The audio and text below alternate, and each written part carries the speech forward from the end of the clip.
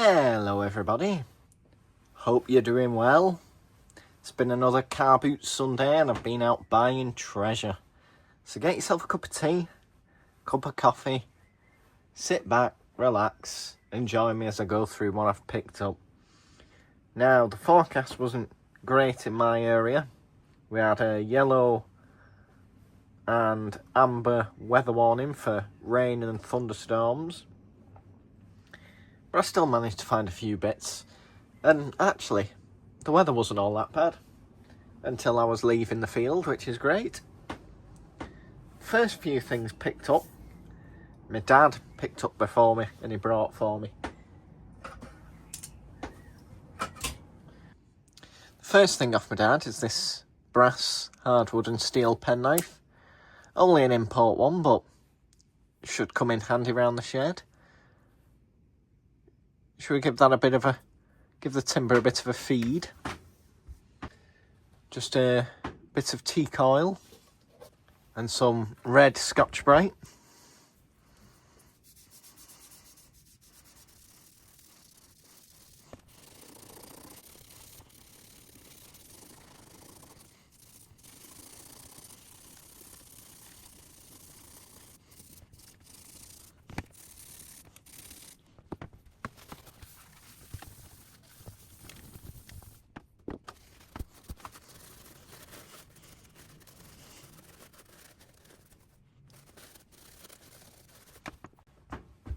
And as you can see, that's improved it somewhat.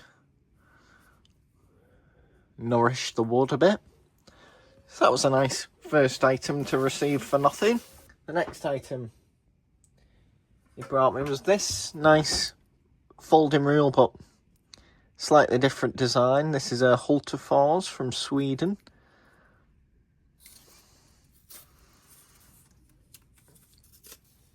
Which opens up in a zigzag fashion. These are still quite popular in Europe,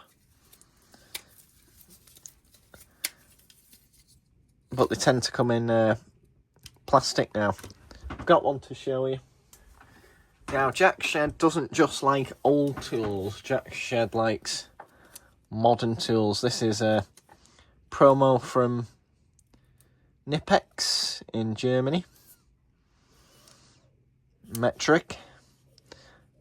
Aren't they great graphics? This is one of my favourite things. Lives in my tool bag. One of my favourite of the modern tool manufacturers, that's for sure. And what a cool promo. But we'll get back to this Hultafors one. This will probably benefit from the same teak oil treatment.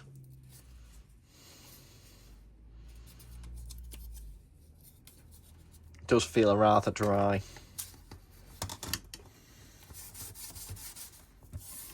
I don't think it's possible.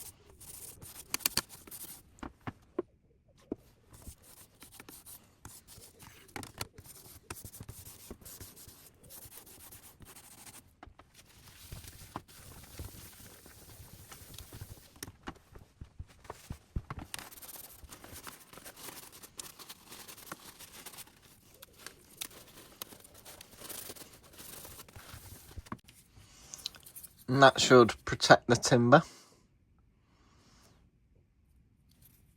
And it smells lovely.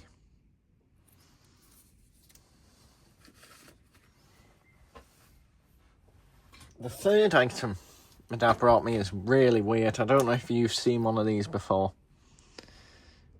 It's a load of different spanners all affixed together.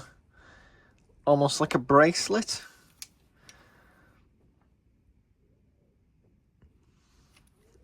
It's metric, 8, 17, 15, 13, 11, 9. There must be a 10. It can't skip 10. It skips 10mm, so even the 10mm off this has gone missing. But you select what size of spanner you need. And then you give it a squeeze, and they all lie flat, and you've got whatever size you need to work on something. It's a bit, well, it's not just a bit, it's very gimmicky, but it's quite cool. I've never come across a spanner like that. It's almost like, would you class this as an adjustable spanner? Because it does adjust, I suppose. But what a cool and unusual find. That's definitely contender for star buy or star freebie. So, thanks for that very much. That's bizarre. So, we'll get on to what I picked up myself. I'll just move these out of the way. The next things I picked up was this pair of British Army Messins. This is how they come. We have a larger one and a smaller one. These are 1950s, 1955, aluminium, with the part number, the year, and the broad arrow.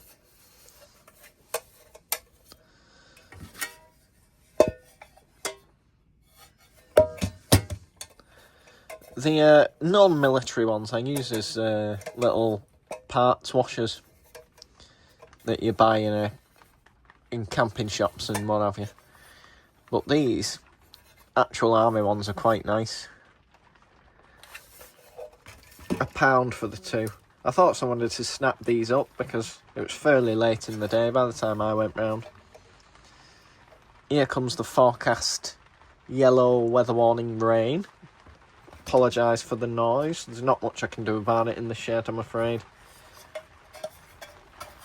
But aren't they a nice pair of mess tins?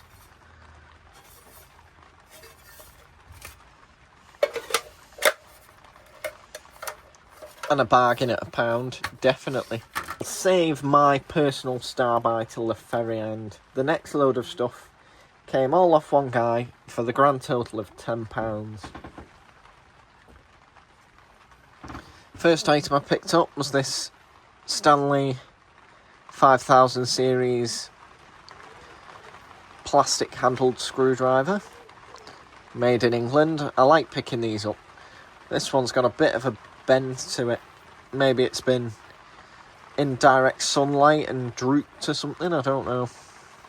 But it sort of makes it more into like a pistol grip. So an accident that's worked out quite well. It's a nice find.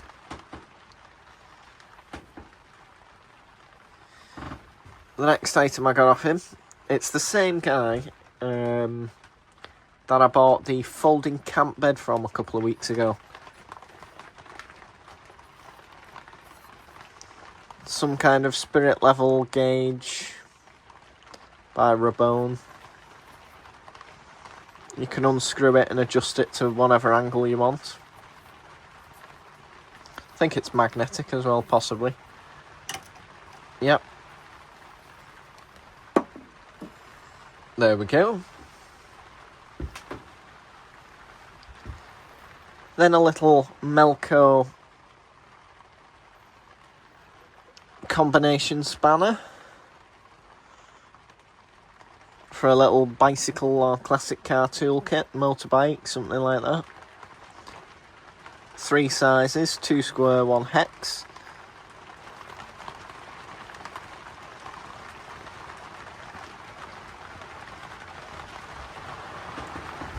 And then I picked up this Glenfiddich box tin. Sadly, there's no whiskey inside. That's got some pens and pencils in it. I mainly picked it up for the assortment of mechanical pencils, and I noticed a Parker pen. These always come in handy. I'll take this to work, leave it on my desk if it works,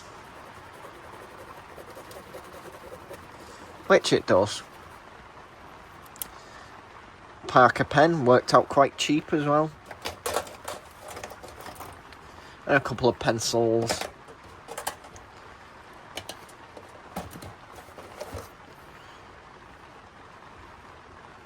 That's a particularly old one, I think. These always come in handy around the shed. Not one, but 2 Parker pens. These are about a tenner each nowadays. See if this one works.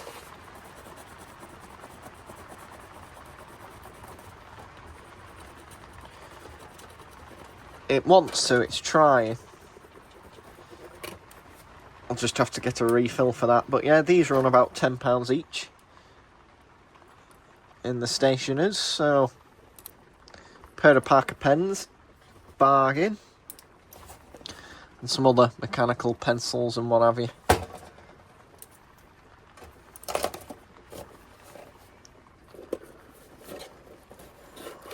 Oh! And some free Pokemon cards. Not what I expected. Not what I normally constitute as a haul, but see if there's anything. I'm not sure if any of these are worth it. If you happen to have a knowledge of Pokemon cards, let me know down below. Mainly energies. They look like fairly old ones. Strange bonus freebie that I didn't know about.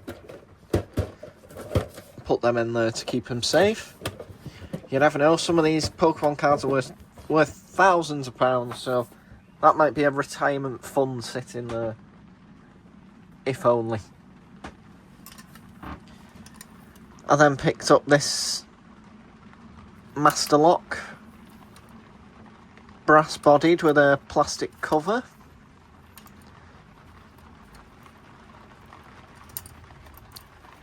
I didn't check to see if it works though. Yeah. I do like padlocks, especially when I can pick them up for cheap.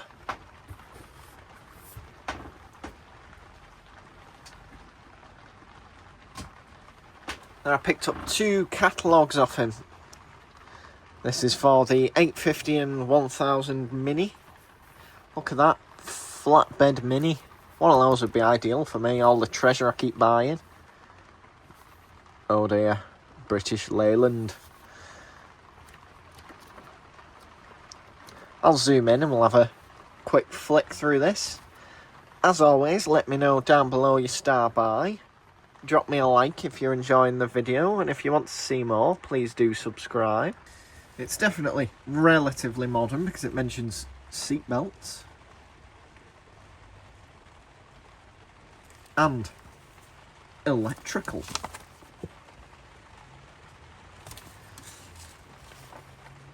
Carburetors though, so it's got a fair bit of age. Look at the controls. Instruments and switches. How many gears did it have? Oh no, that's still...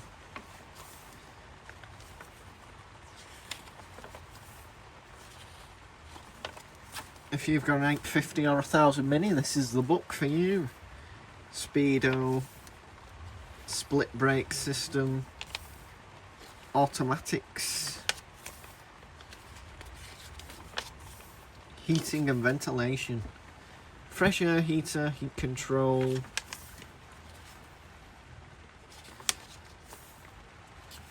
body and fittings. This is great. The minis are iconic. I'm a bit tall though, so not really designed for the tall individual. The classic minis.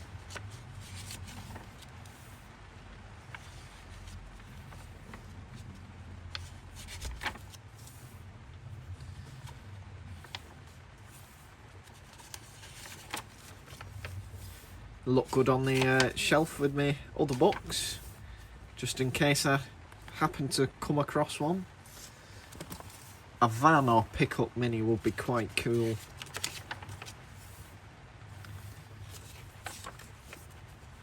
Wiring diagrams, clutch, carb,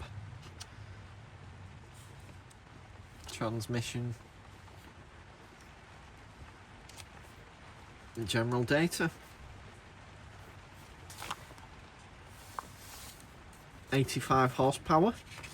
Models up to 1974, so this must be around about 1974 or 1975. Oh, list of recommended lubricants.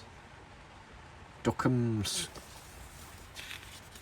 How to do a service. Austin Morris service, British Leyland.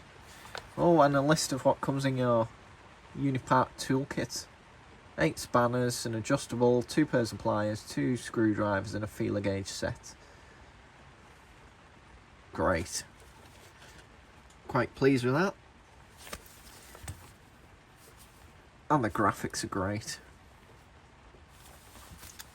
And now the next book I picked up, Phoenix. I'm not sure what Phoenix is. March 1978.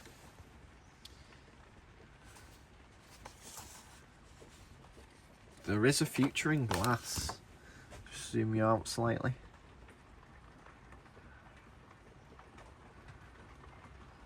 Bottle production.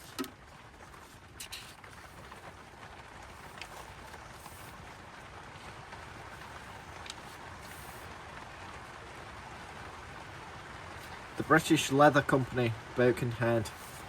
I am sorry about the rain. There's not much I can do about it. Firefighting on Merseyside.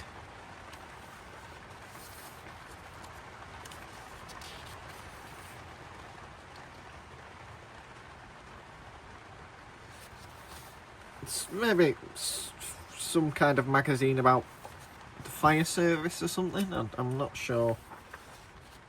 Oh, look at Jerry. Maybe Jerry is the star by.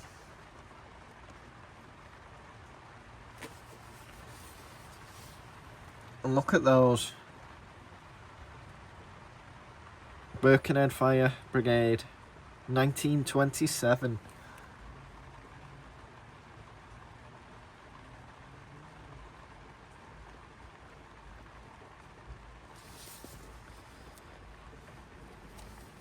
Some great graphics in this.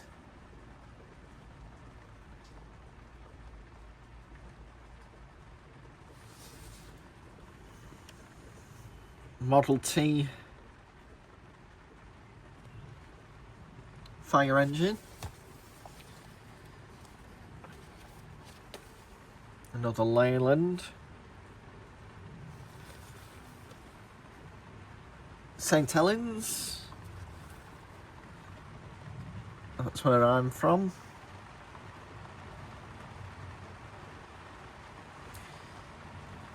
Home of lots of industry, especially then. Probably why they had quite a large fire crew compared to the other pictures.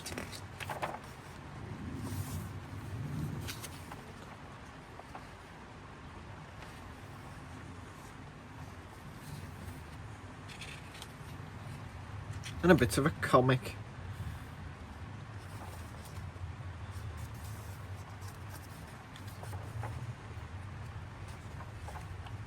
Sporting and social news. Crane hire.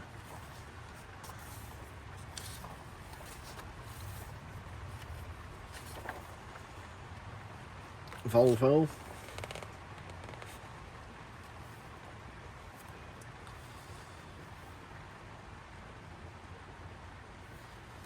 So they were the 2 magazines, books I picked up from him. I then got 2 slide calculators. Both are by Holochrome.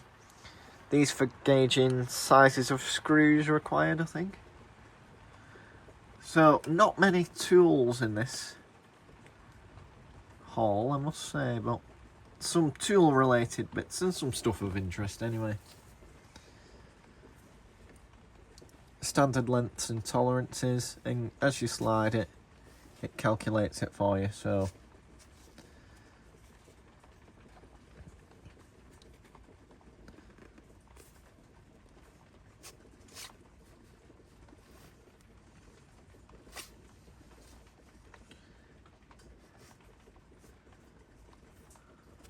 quite an interesting little thing, isn't it?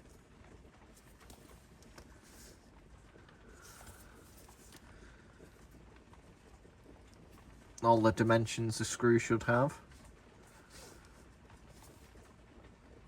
These were probably a freebie or giving us promos to shops or something like that.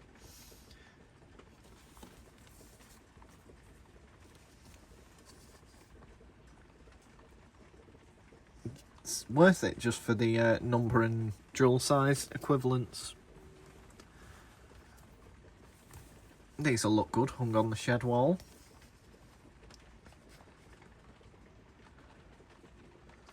So I think that might be metric and imperial. This is handy. It's also got BA sizes, Whitworth, British Standard Fine. So a really handy reference, especially when you fix old things like me. As well as the torque to yield requirements and everything. So I'm pleased with those two.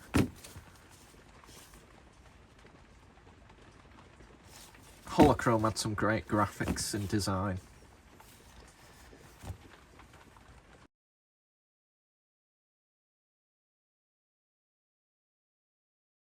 Next up from him, I got this epaulette, I think is the word, and beret, wool beret. I don't know. It's a naval one. I can figure that out. A, it's blue, and B, it's got an anchor on it. But I think maybe cadets, size 7 1/8. If you know anything about berets, I would appreciate knowing what beret this actually is and what this epaulette signifies. He said he did have an army one earlier in the day, but someone had bought it. So they probably knew what they were looking at and left these. But I thought they were interesting, nonetheless.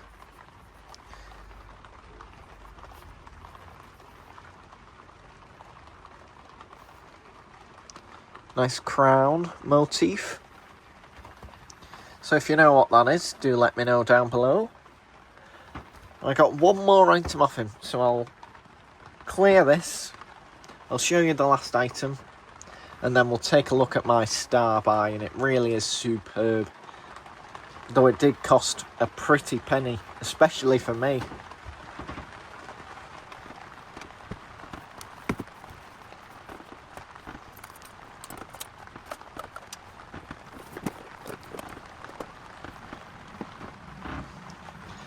And this is the next and last item I picked up from that chap. There's one more item to go after this. Another boxwood rule. This is a number 1162, made in England. Patented. Rabone Chesterman.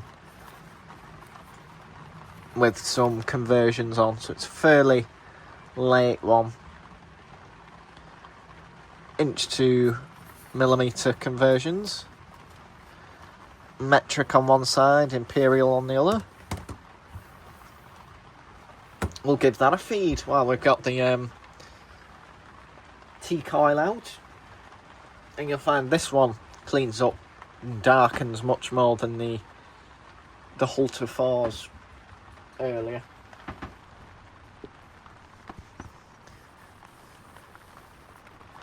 Look at the difference that makes.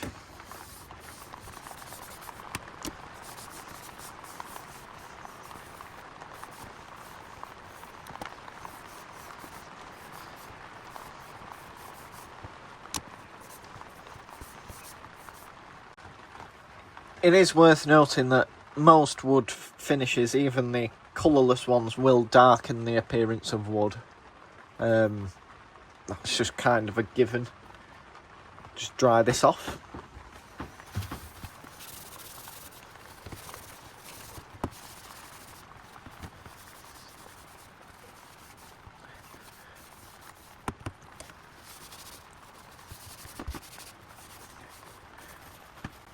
You can see the dirt coming off.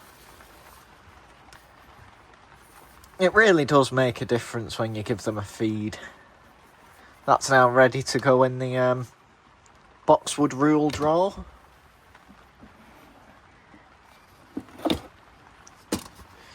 With the others, including this lovely no old stock example.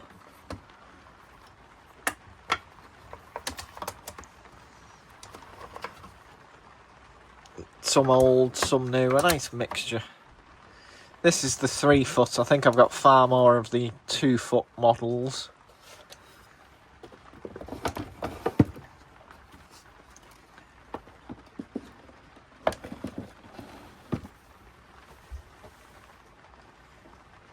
Right, I won't make you wait any longer. I'll show you the Star Buy, which cost me a grand total of £75, which is a lot of money for the Carboot, but not a lot of money for one of these.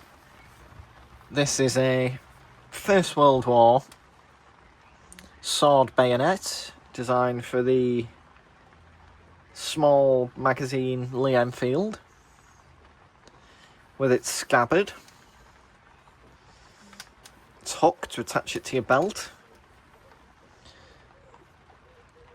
The lock to attach it to your rifle. It's in remarkable condition. The leather's in good nick.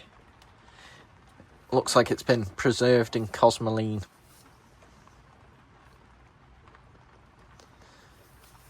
These vary in prices depending on maker and age, condition. Presentation ones with the engraving can run hundreds of pounds, but standard ones, they used to be quite cheap, quite readily available. You'd be looking at 30, 40 quid, something like that. Now they're becoming a bit more scarce, despite the great volumes these were produced in. They might run you maybe 100, 150, 200 pounds, depending on maker.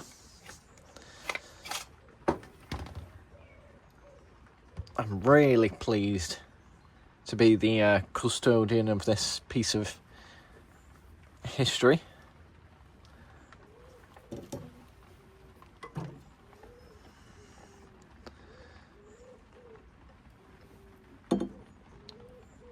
And you can see some maker's marks, hopefully. We've got the crow's foot, the broad arrow, a crown, 2 crowns, proof marks maybe. And then on the reverse we've got the year. It's a 1911 model. I think it was the model of 1907, but this was produced in 1911.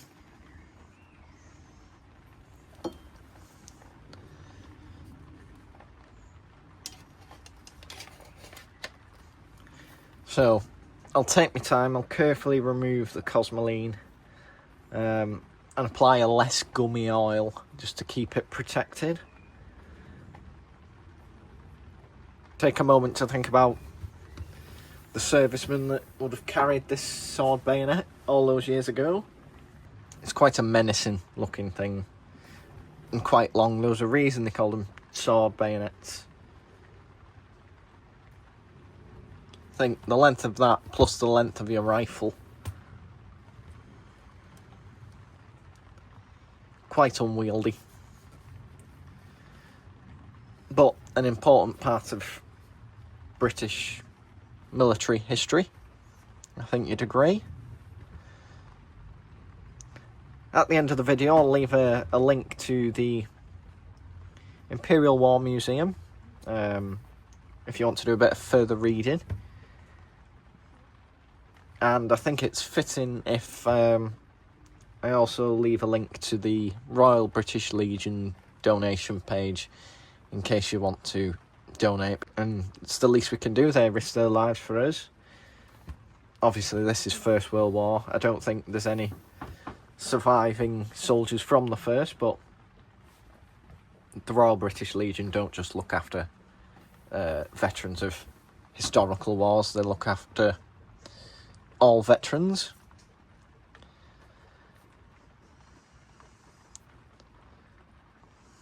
But I'm quite pleased to get this. It's the hole where your muzzle will go through on your rifle.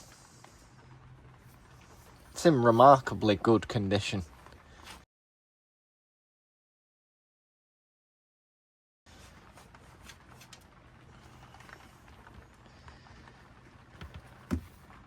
So that's everything I've got for you today. Hope you've enjoyed this video. It's been a bit different than usual. There wasn't much to be had, but I'm really pleased to pick this up, and it's in really great condition. So, it's everything for you today. Thank you for watching, and all being well, I'll see you on the next one. Take care. Bye bye.